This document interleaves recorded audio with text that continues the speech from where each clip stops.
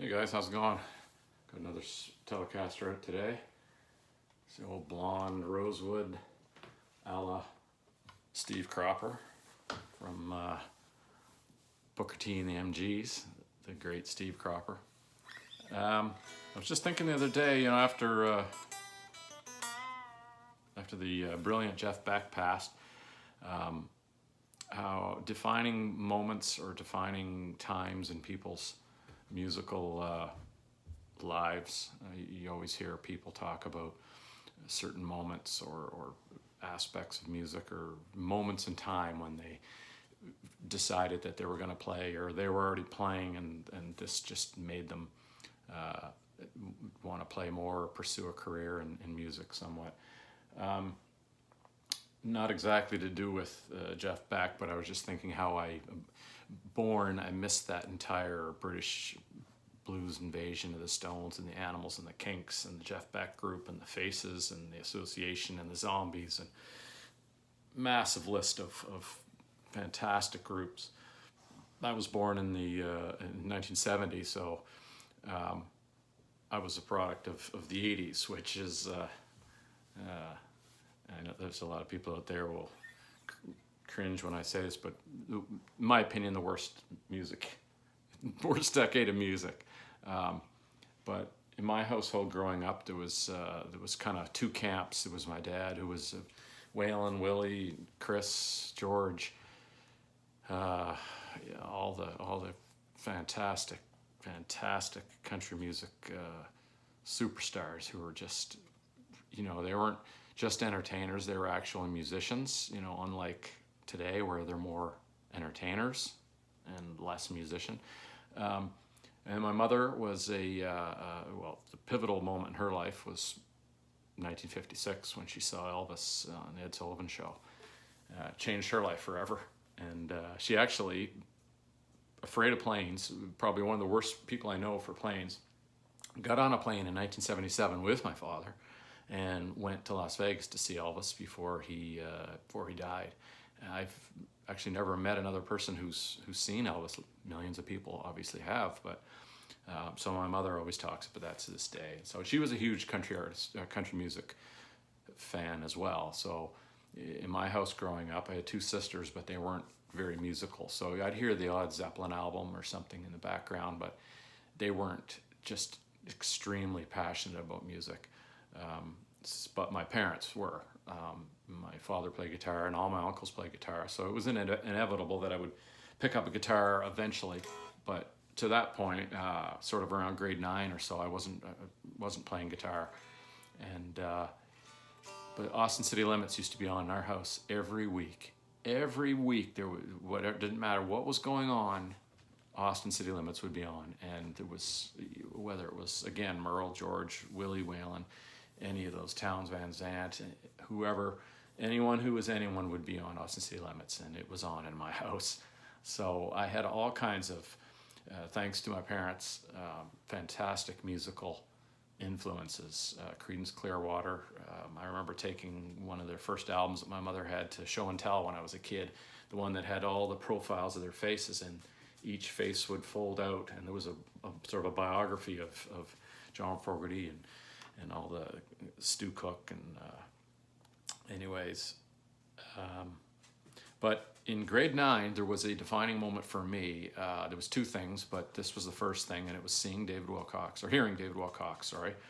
It was at a house party, and Craig Braglin was a friend of mine, and it was at his house. His brother Keith was having the party, and he had these behemoth speakers that are about 4 feet high, and like everybody did at house parties back then. And it was so loud that it was a typical house party. You had to go outside if you wanted to talk. It was so loud. And from blaring over the speaker system, there was a song by David Wilcox, who I had not heard up till that point. Now, he's a Canadian artist. There is a David Wilcox, American artist. I don't know much about him. I think he's more mellow, sort of more on the folk side. Sorry, David, if you don't consider yourself folk. I probably should have looked him up more. But I'm speaking about the Canadian unorthodox David Wilcox. nothing about him is normal. He doesn't look normal. He doesn't play normal. He doesn't tune his guitar normal. He doesn't do anything normal except for absolutely own an instrument. And he plays in a three-piece band almost his entire career. He's still playing today. And his claim to fame is that his management said that he played every bar in Canada, which would be quite a task in itself, considering there'd be tens of thousands of bars. But he never played Coliseum, never played big shows, never played big venues.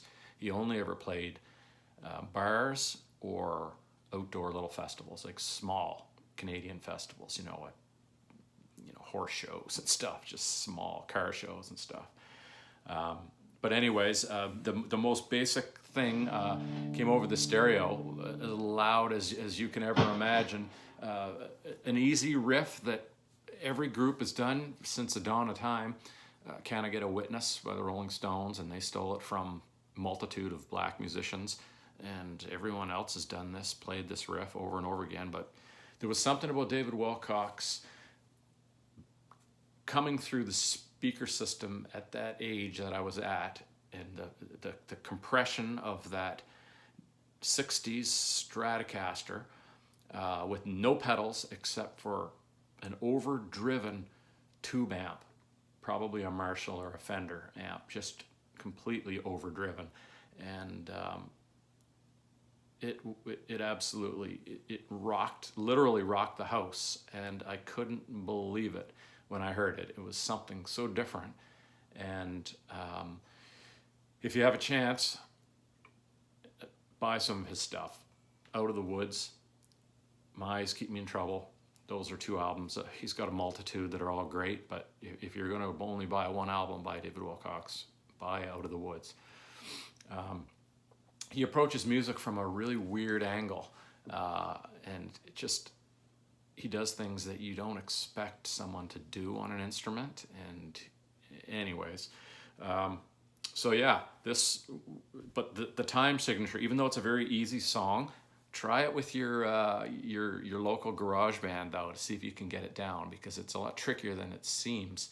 It starts off in a normal 4/4 type beat, but then he changes the beat, and then goes back to the normal sort of rhythm of the blues riff. So again, it's a very, very simple sort of thing, but it's I don't know what chord he does it in, because everything he does is so absolutely bizarre.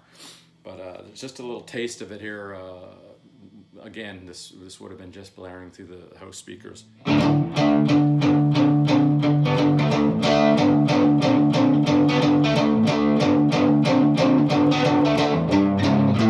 My eyes keep me in trouble. I want every woman I see. My eyes keep me in trouble. I want every woman I see.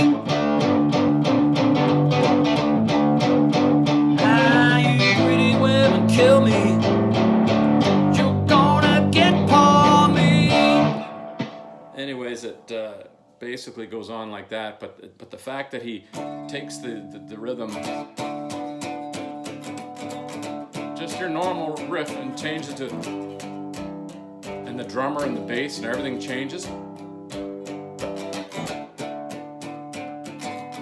Anyways, it sounds very, to any guitar player, it's, so what, dude? Big deal. It's not the Beatles or anything, but no, it's not. But it's also clever to change the time signature just slightly, and just raw, pure, driving power of that Fender Telecaster or Stratocaster. He went on to play Telecasters, but that one was in a 60s Strat that he played, and he lost it in a poker match, I think, one time. He had all kinds of vices, and poker was one of them, and he lost it in a poker match. There's a big article on it. It's pretty funny. I think he won it back the same night, or a couple nights later. Anyways, it's a big crazy story. So anyways, that was a sort of defining moment for me when I heard that. Followed up by a couple days later, I finally watched The Last Waltz my mother had recorded for me on a beta machine, I think. and to watch Levon Helm and Rick Danko and Richard Manuel and Garth Hudson and Bob Dylan and Eric Clapton and Ronnie Wood and Van Morrison and Joan Baez and Neil Diamond and all these people come up and do this final show for arguably one of the greatest bands of all time. They were called the North American Beatles is what the band were called. They were all Canadian except for Levon, the fantastic Levon. But anyways, that's a bit of a defining moment for me, and I'll never forget that party and that time and that guitar sound. So if you happen to put that on your turntable, turn it up as loud as it will humanly go, and then listen to Hot Hot Papa. Anyways, later.